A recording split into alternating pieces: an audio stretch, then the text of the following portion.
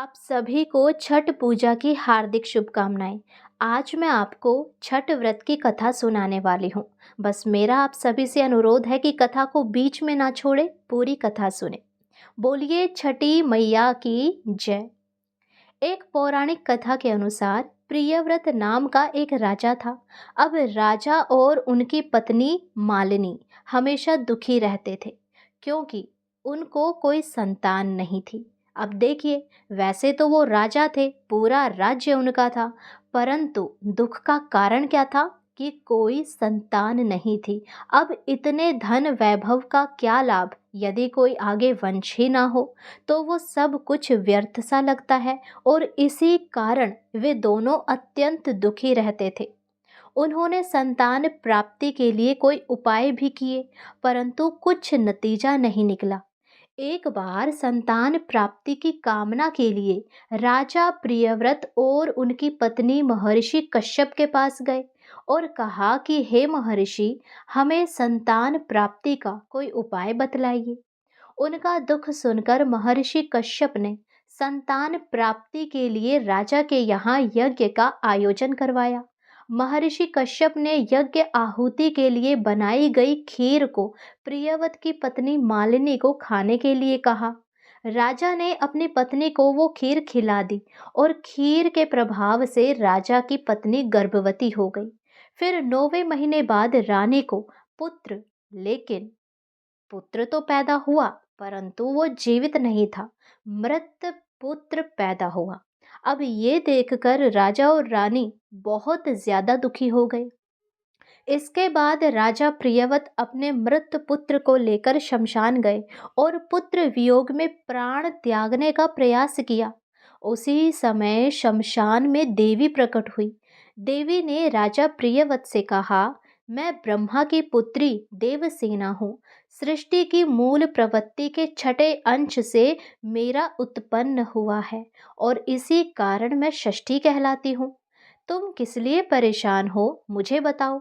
राजा ने सारी कहानी उन्हें बता दी।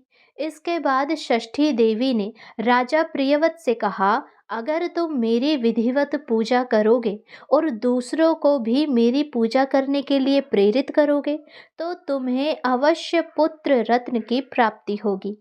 राजा ने देवी के कहे अनुसार कार्तिक शुक्ल पक्ष की षष्ठी तिथि को व्रत रखकर देवी षष्ठी की विधि विधान से पूजा की और बाकी लोगों को भी षष्ठी देवी की पूजा करने के लिए प्रेरित किया।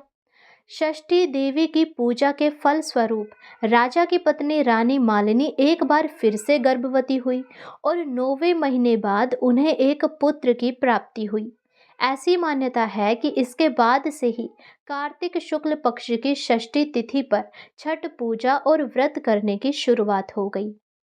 एक अन्य कथा भी है कि महाभारत काल में माता कुंती के पुत्र कर्ण को दानवीर माना जाता था।